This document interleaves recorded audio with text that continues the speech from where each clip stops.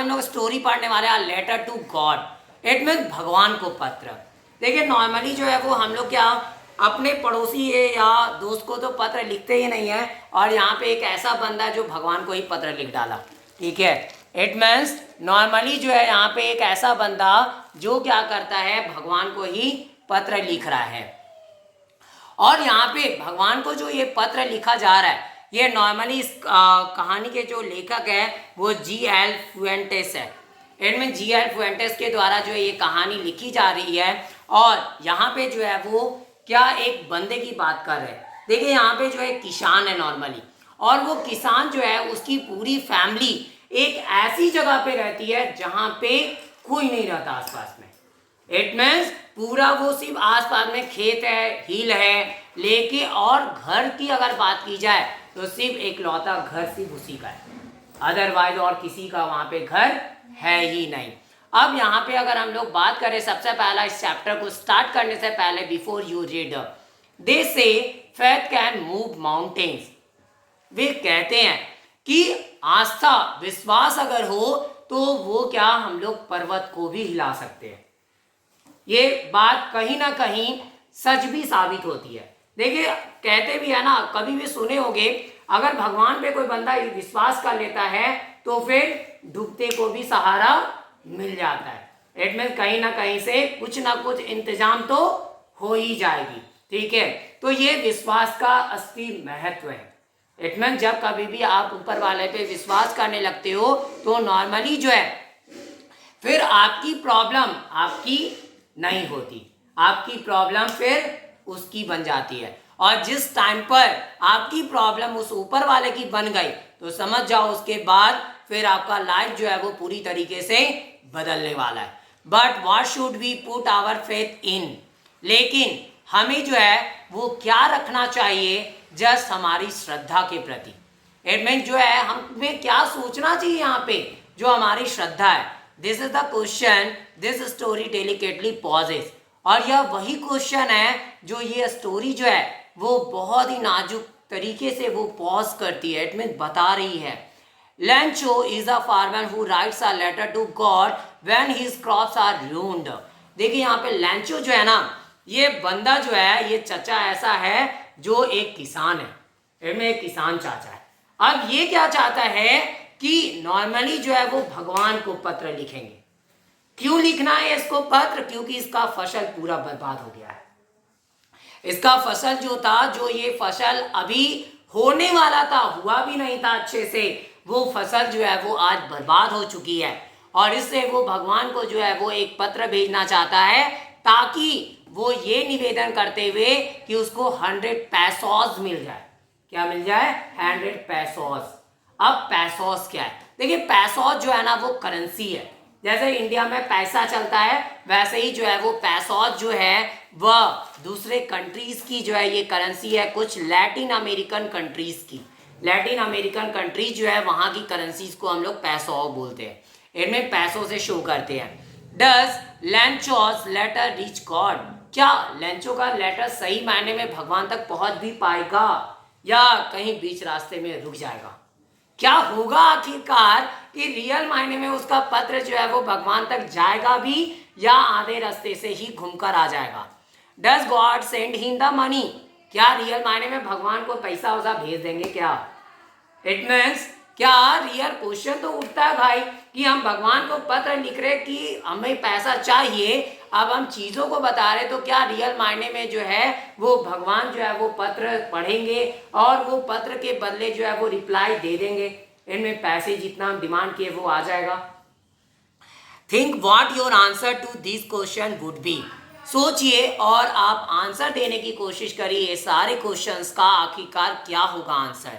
And guess how the story continues, और guess करिए कि आखिरकार ये स्टोरी कैसे आगे चलती है। Before you begin to read it, just आप इसको पढ़ो उसके पहले। देखो बात करें ना अगर लेटर की, तो लेटर जो है वो नॉर्मली हम लोग क्या कोई भी चीज़ को बताने के लिए या किसी के बोल सकते ख्याल जानने के लिए जो है हम लोग लेटर लिखते हैं। और यहाँ पे लेटर जो लिखा जा रहा है रियल माने में वो भगवान को लेटर लिखी जा रही है, और रियल मायने में यहाँ पे ये बंदा, ये चचा जो है वो चाह रहे हैं कि रियल मायने में इसको जो है वो भगवान 100 पैसोस लाकर दे दे। कितना पैसा लेके आना है? 100 पैसोस लेकर आना है। और रियल मायने में ये कीमत उस करेंसी के हिसाब से बहुत बड़ी है। अब हमारी स्टोरी यहाँ पे स्टार्ट होती है।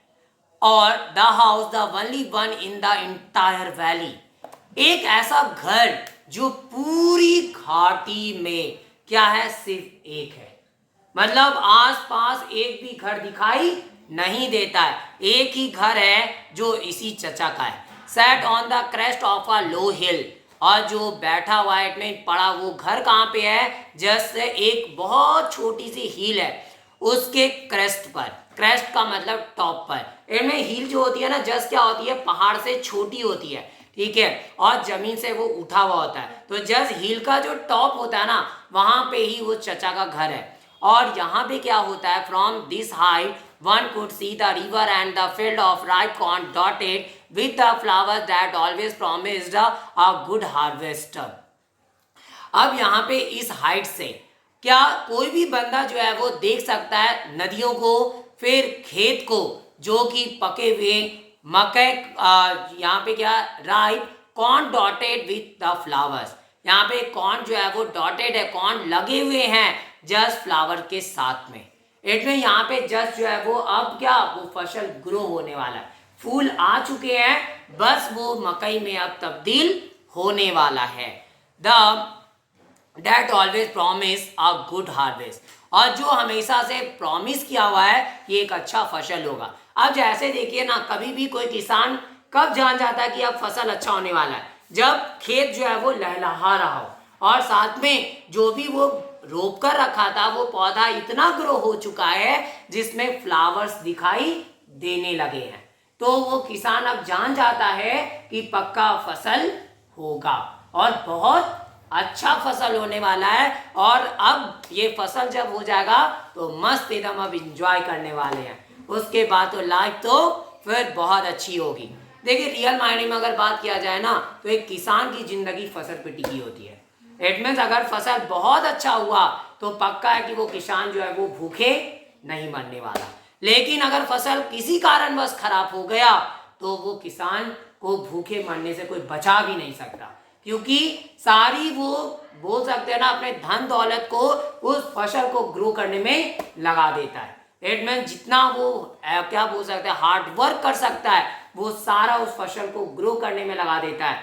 बाय चांस सोचिए उस टाइम को जिस टाइम पे आप बहुत ज़्यादा मेहनत किए हो, लेकिन अचानक से पता चलता है, जैसे कई बार होता भी है कि एग्जाम का प्रिपरेशन बहुत अच्छा किया हुआ है लेकिन अचानक से पता चले कि एग्जाम कैंसिल हो गया, क्या बीतती है, ठीक है। या फिर अचानक से ये हो जाए कि एग्जाम हॉल जाते जाते एक्सीडेंट हो जाए और हम एग्जाम हॉल पहुंच ही ना पाए, क्या होगा उस टाइम पर?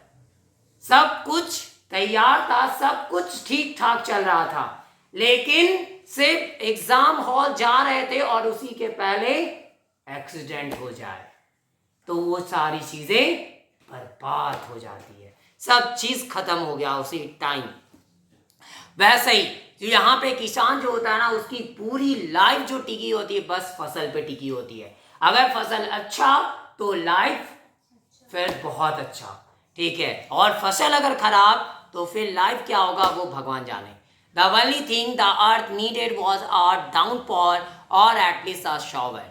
अब सिर्फ एक चीज की उस पृथ्वी को जरूरत थी जहाँ पे फसल लगा हुआ था, और वो जरूरत क्या थी? नॉर्मली या तो फिर एक बार बहुत तेज बारिश हो जाए या फिर थोड़ी बहुत भी झमझमाहट बारिश की हो जाए, इनमें थोड़ी बहुत भी बारिश हो जाए कैसे भी, और अगर इतनी हो गई तो फसल पक्का बहुत अच्छा होने वाला है।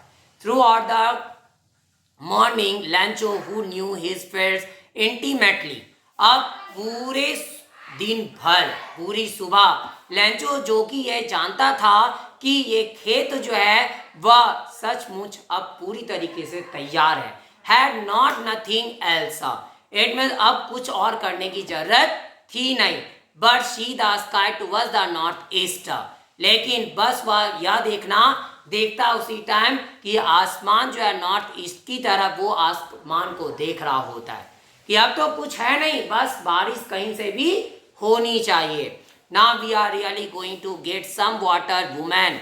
और तभी वो जैसे आसमान को देखता है तो उसको पता चलता है, ऐसा प्रतीत होता है कि अब जो है वो मौसम वैसा बन रहा है कि बारिश होगी। और वो जस्ट जो है अपनी वाइफ को जाकर बोलता है अब जो है सचमुच शायद कुछ पानी की बूंद आने वाली है, इट मीन बारिश होने वाली है। अब वो खुश हो जाता है। The woman who was preparing supper replied. अब वह जो महिला जो क्या कर रही थी, रात के खाने की तैयारी कर रही थी। सफर का मतलब रात का खाना होता है, तो रात का भोजन का वो तैयारी कर रही थी, रात के खाने को बना रही थी। वो रिप्लाई करती है हाँ, good willing, God willing, it means भगवान की कृपा बस हो जाए, कैसे भी ऊपर वाले की कृपा हो जाए और बारिश हो जाए। देखिए कई बार हम लोग के साथ भी ऐसा ही होता है, कई सारी चीज़ें हमारे कंट्रोल में तो होती है बट हमारे लाइफ की कई सारी चीज़ें हमारे कंट्रोल में नहीं होती।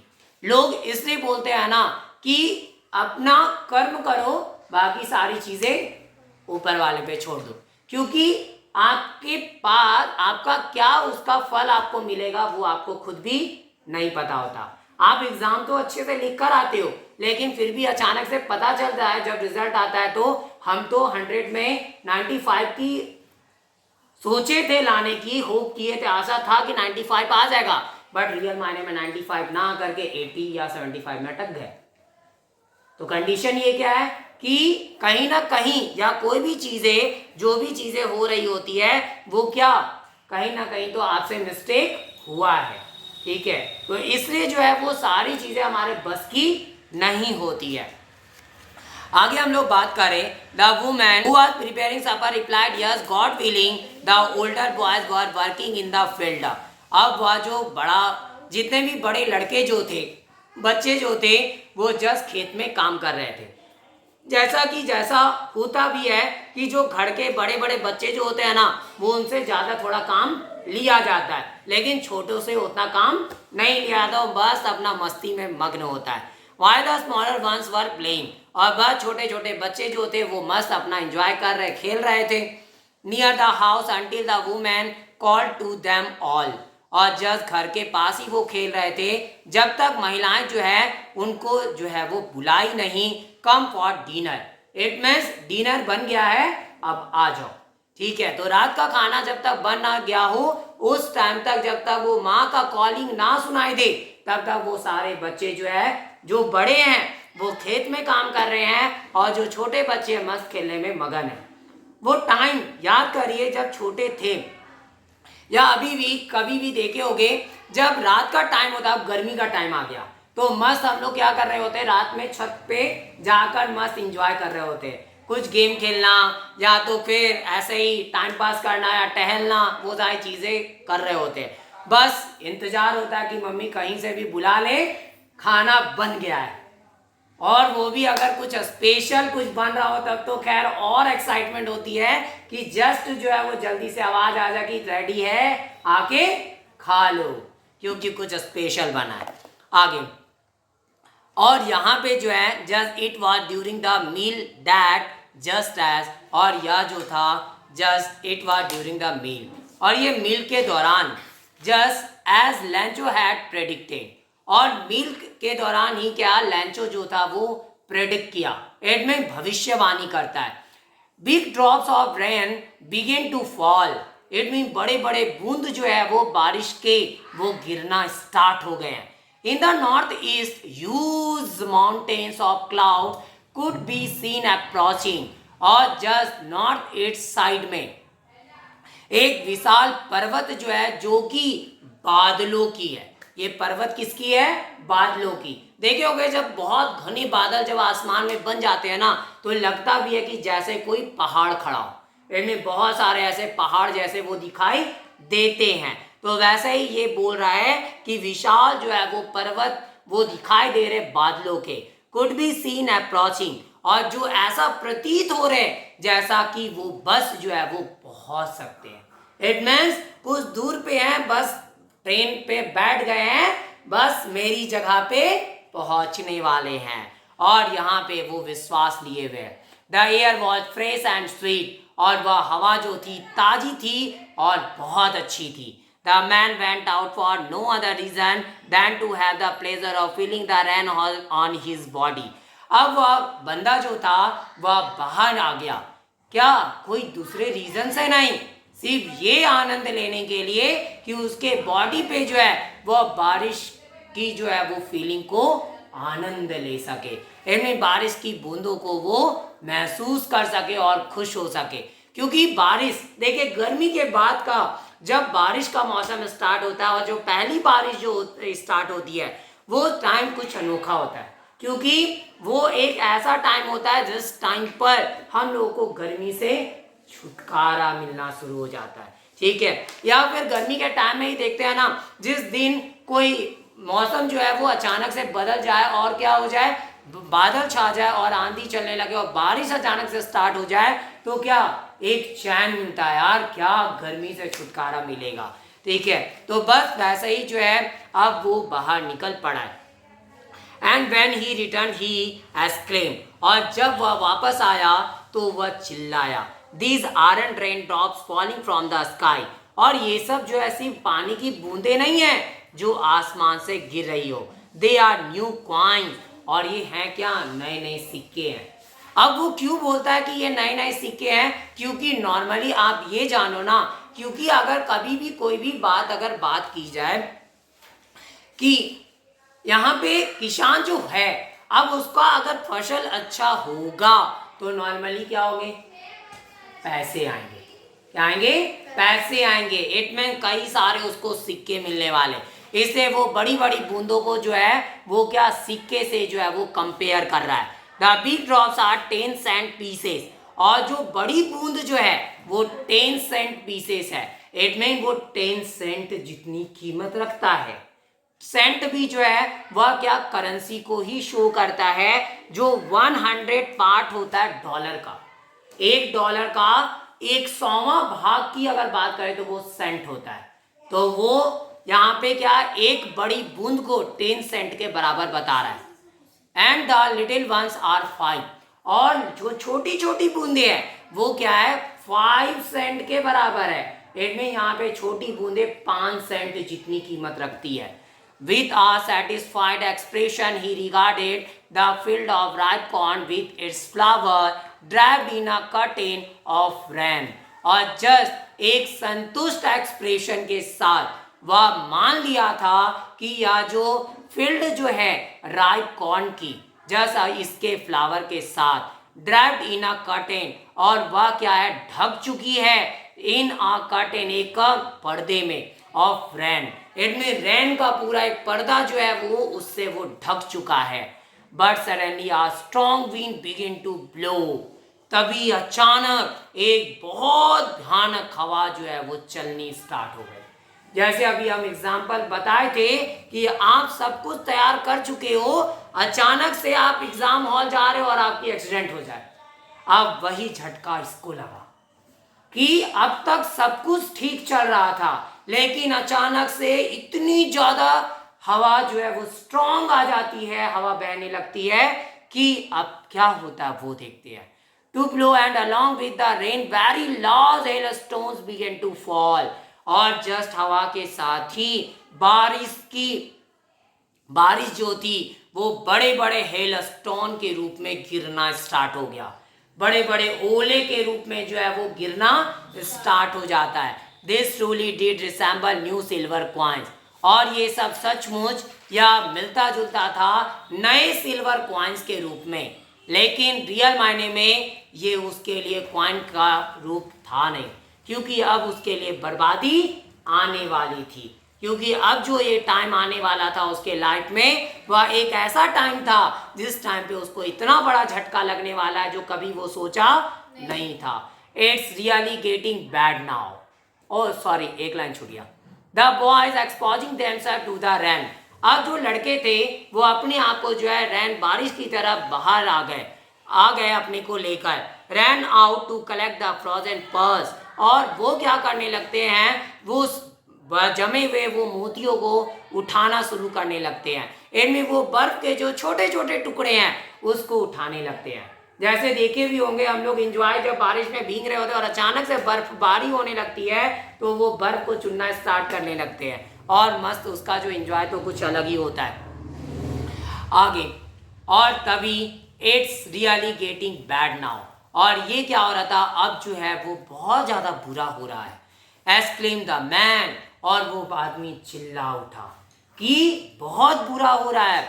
I hope it passes quickly, मैं आशा करता हूँ ये बहुत तेज़ी से पास कर जाएगा, हट जाएगा ये मुसीबत। और अब इस वीडियो में इतना ही, बाकी बचे हुए एक्सप्लेनेशन को हम लोग नेक्स्ट वीडियो में देखेंगे। अगर आपको ये वीडियो पसंद आई हो तो प्लीज़ लाइक ज़रूर करें और ज़्यादा से ज़्यादा शेयर करें ताकि और भी बच्चों तक ये वीडियो पहुंच सके।